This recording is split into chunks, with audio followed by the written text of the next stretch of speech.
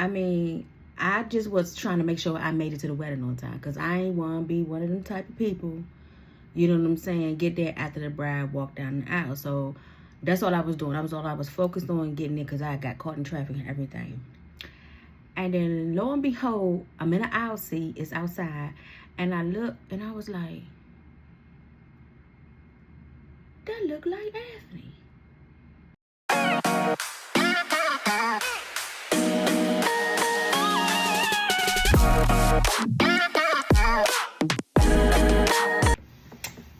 Welcome to Receive and Relate. If this is your first time here, I'm so glad that you're here for story time. My name is Tara Walker. Thank you for clicking on this episode. If you are a returning subscriber and or a returning visitor, hey y'all, hey. I hate when I don't have earrings on. Oh my goodness. It makes me feel like my face is so naked. I know us ladies, we know what, y'all feel me. Anyway, yeah, so let's talk about it. This episode is when I ran across, reconnected to all the above, my now husband. But at that time, I had no idea it would be him, okay? So I woke up, and this was a wedding weekend. I had a wedding on Saturday to go to that wedding, and I had a wedding on Sunday. This was just, it just was a wedding weekend. All while I am now, remember, okay, if you haven't already watched, please go back and watch the last, as a matter of fact, watch the episodes from episode 1, so you'll understand what's going on. I am talking about the situationship that I had with the last narcissist, the last and final narcissist. Sorry, y'all, I had to be dramatic right there, because I'm telling you, unless you've been following along, you already know. But I had my fair share of them. But this would be the last narcissistic relationship that I was in before I married my husband. And so, which is the Jamaican. So like I said, if you haven't watched, go back and watch. So I'm in the States. The Jamaican is in Jamaica, right? We communicating every single day on WhatsApp. He was, let me throw this in here real quick, because you all will need to understand this later on. He was very much, probably still is, but he was very much a social media person. But he was on Facebook, but he wasn't active on there like that, like he is on WhatsApp. So what's the app for them? When I say them, I'm talking about the Jamaicans.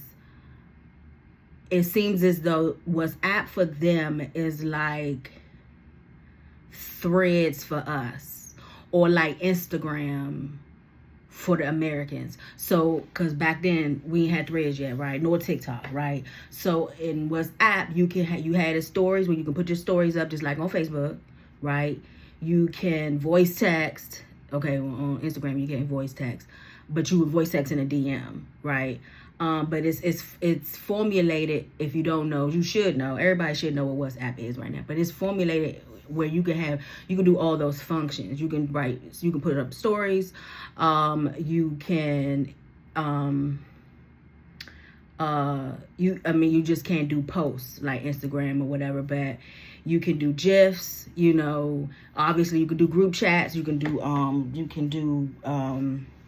like I said, group chats, you can go, you can do FaceTime on it, right?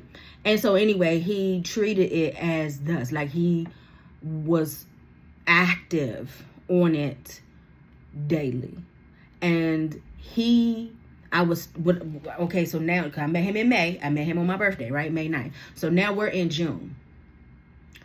Specifically, I believe, I can't forget their anniversary because it was the day that I reconnected to my husband. So it was June 22nd, Saturday. And yeah. And so now, you know what I'm saying, we were active. We go together, you know what I'm saying, talk every day, like I said.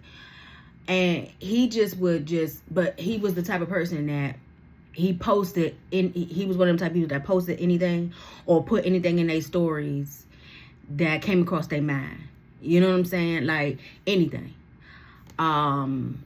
whether it was a inappropriate joke or conversations that we had, you know, subliminally. But if people following him hard enough, they can figure out what he's talking about. Now, like I said, put a pin into that, because I don't know why I look like my screen is so dark, but put a pin into that, because that's going to make even more sense later on as I keep going with these episodes. Okay. So I wake up that morning and I'm like, I don't have anything to wear. It was all God, because I live in Baltimore City, and I Googled the closest rainbow, and it was in the city, and it was in the hood city too, hood part of the city. And I remember getting out trying to put money in the little parking meter thing, and it wasn't even trying to take. I think I was trying to do my card, and it wasn't trying to take it. And there was people around, and I remember feeling like, okay, maybe it's just me. I guess it just doesn't work on the weekend. So I prayed. I was like, Lord, please don't let my car get towed. Just don't let my car get towed, because it was a miracle that I found a parking space right there, because it's a very, very congested area. I don't even know the Rainbow's still there. And you know, I went to Rainbow because the funds was funding, and you know, I ain't had no big money, but I just wanted something quick. I had something to wear to the wedding on Sunday. I had already ordered that dress from Amazon, but I needed something to wear on Saturday. And so I went in there and found something real quick. I wasn't even in there long. It was real quick. Whoop, whoop. Picked it up, left back out. And I know that probably was around like 11, 12 after, I don't know. Now the wedding started at 4, right? Now the wedding was an hour away from where I live. It was actually near where my husband's mother house is. And so I know I had to drive. So that was why I said, you know what I'm saying, I wanted to just make sure, okay, that I was on time. You know, make sure I allow myself enough time, because I ain't gonna lie, you know, I'm working on it. I'm doing better, but I had a habit of showing up to things late. Now, usually not as late as the bride walking down the aisle late, but I wanted to make sure, because see, I was driving such a long distance. So anyway, time went on, got dressed, got ready, drove down there. Of course, why would there not be any traffic? So I was like, oh my gosh. So I was praying. I was like, oh my gosh, please. And so I text the groom. So the groom is my husband's cousin, first cousin, as a matter of fact. They grew up together. I knew him from middle school, just like I knew my husband from middle school, because we all went to the same middle school together, right? And so we kept in touch through the years. He's a little bit more active on social media than my husband at the time. Like even now, my husband is not active on social media at all. But his cousin was. So we were already in touch. Like I had visited his church. We hung out a couple times and stuff like that. He even told me when he first started dating this young lady, I think it was either on text message or in person, that he really liked her, that he had met someone. And then I was happy for him. A few months later, I know it wasn't that long at all. Just like it wasn't long with me and my husband before they had met and got engaged. And so when he either texted me or inboxed me and was like, he was getting married and wanted me to come to the wedding or whatever. And I was like, say less, I'm there. So you would think, right? Because I met them both in middle school, whatever, you would think I would have thought about his cousin, which would be my husband. You would have thought I did, but he was, true story, like he never crossed my mind. Not from the time I got the invitation, not from the time I RSVP, not from the time I got up and bought my outfit, got dressed, drove down. He never crossed my mind. Now, I had asked him to tell him hello from now and then when he would see him or speak to him, tell him I said hello. But this day, he never crossed my mind.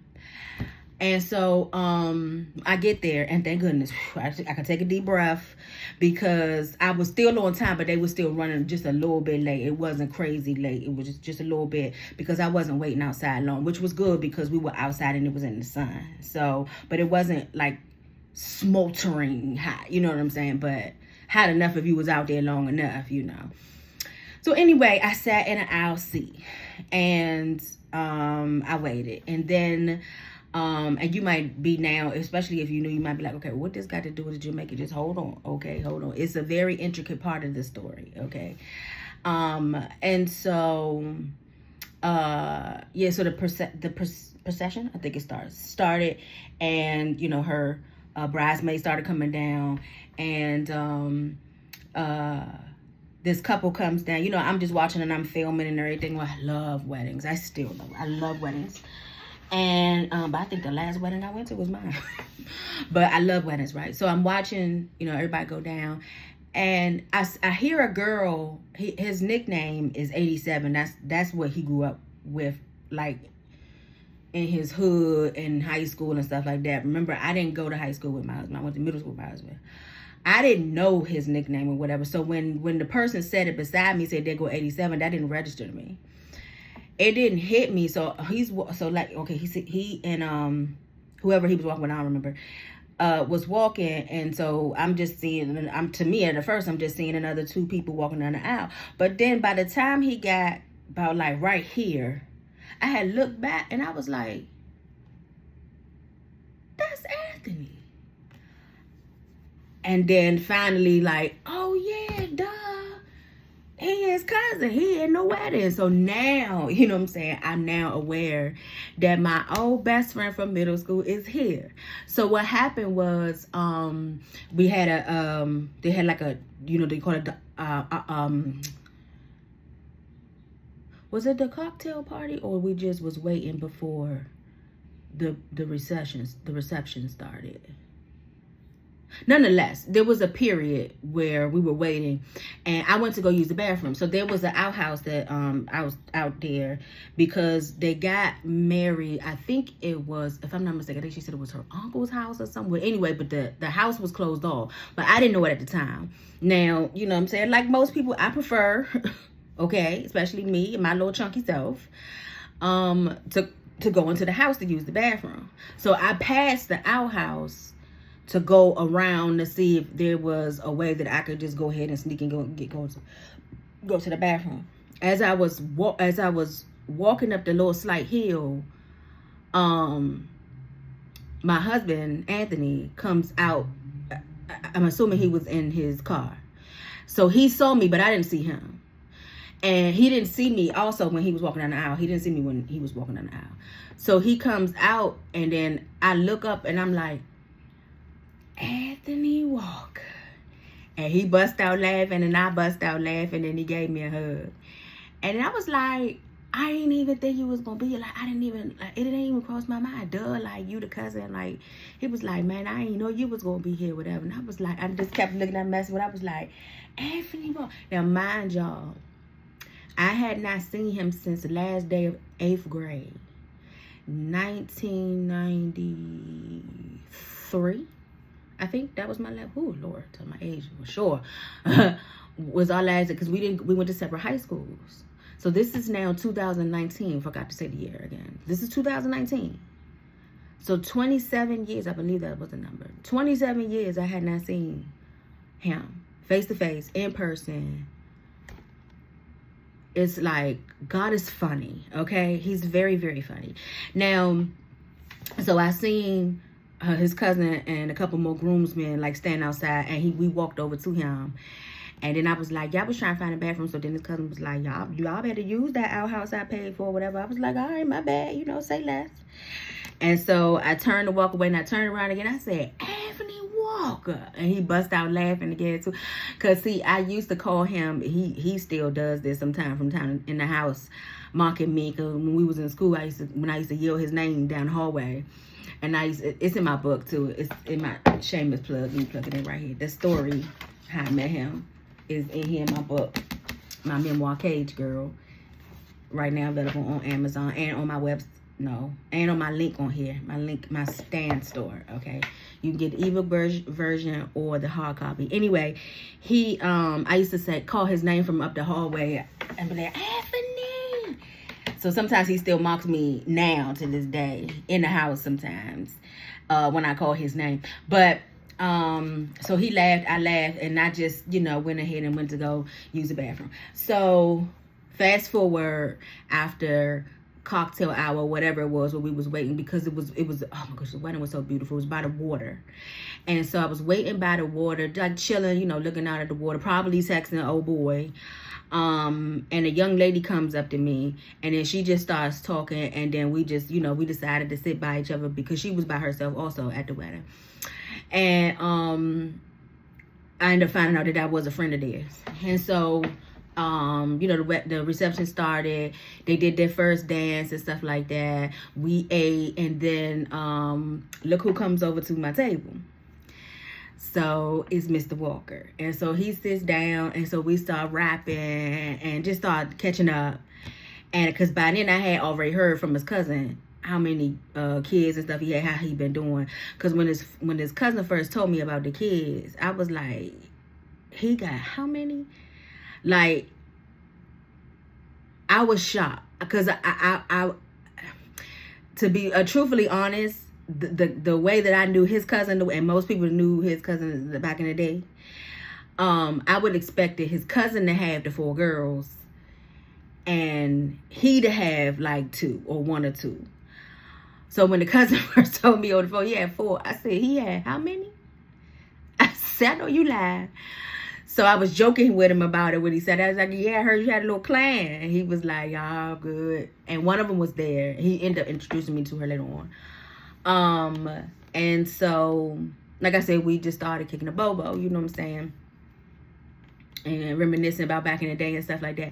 And there was one thing that, hold on to this, okay? This was one thing that he said that it just like, you know what? No, I'm not gonna say that. No, I'm not gonna say that. I can't say that right now. Not that I don't want to. I just can't say that right now. But I will say this. He didn't ask me. He did not ask me. True story. You gonna ask him. Now he might try to tell a fib a little bit. But he didn't ask me if I had a boyfriend or man or whatever. Now he knew, but he actually thought I was still married because I don't know, somehow, some way, he heard that I was married to the ex-husband. But he didn't know I was divorced. And so I was like, boy, that's been over since 2013. He was like, oh, my bad. I thought you were still married. I was like, absolutely not. That's been over. And we started laughing or whatever. And then he asked me, he did ask me to have any kids. And I said, no, not yet. He was like, he was shocked. He was like, really? I said, no. And so what he did not ask me was, did I have a man now? It was like, I don't know. It was like once he heard I ain't had no husband or no kids, the rest ain't even matter. Because what he did, my phone was laying down on the table. And what he did was he grabbed my phone and slid it to him and put his phone number, his name and his number, in my phone. And I always joke about him. Joke to him about that. I was like, I guess you ain't care. I guess you was like, yeah, it ain't gonna be another 27 years before we get back in touch. So he did that. I saved it. And like I said, we talked some more. And I had to leave a little early because this person that I was associated with lived not far from the wedding. And they found out, probably via social media, that I was in town, you know what I'm saying, in the area. And they was like, you better not go back to Baltimore without visiting me. So I told Anthony, I was like, yeah, I'm about to visit. Now, what's crazy is I would later find out that Anthony knew exactly who the person was because he used to hang with his brother.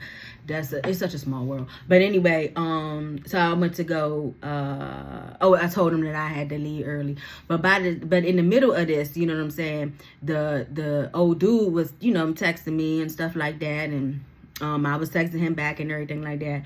But of course, I ain't shared with him that I didn't need to, you know, that I exchanged numbers with Anthony. And so Anthony walked me out, and I remember he gave me, I took a picture with the couple, with the married couple, and then he walked me to my truck, and I remember him hugging me, and I gave him a kiss on the cheek, and he gave me a kiss back on the cheek. And it was like, I don't know how to describe this.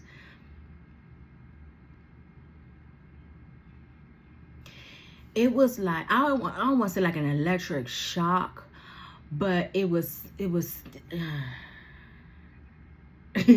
I don't want to say like Snow White or Sleeping Beauty, but I don't know how to describe it. Even though it was on my cheek, it was something that I felt inside, but I didn't know what I was feeling. I don't know. It's almost like finally the right lips touch my face type thing. You know what I'm saying? Like, it may sound weird, but it is weird. But that's kind of like how I felt. But I didn't understand what it was I was feeling at the time. You know what I'm saying? I just kind of brushed it off and ignored it, you know. And then I went to the person's house that I had said I was going to go to. Then fast forward, so now I'm still in touch with him, with Anthony, with both of them, you know. Anthony didn't bombard me with, and he's still like this to this day, you know what I'm saying? He didn't bombard me with text messages every day like the other person. Like, okay, and if he texted me, I had to text him back. I couldn't, because see, the narcissist was coming out, you know what I'm saying? I couldn't be gone long, or couldn't text him back. And Anthony was with nothing like that. He might have texted me maybe every couple days or something, and just say how, you know, would say how I'm doing and everything like that. And we would make, you know, a little bit of small talk through the messages and stuff like that. He didn't give me a whole lot, and I didn't give him a whole lot, but we kept in touch. And so, yeah, that's it for this episode. So, if you aren't a subscriber, I would encourage you to go ahead and subscribe, even if it's for just to finish off this story, because it's such a beautiful ending. Okay.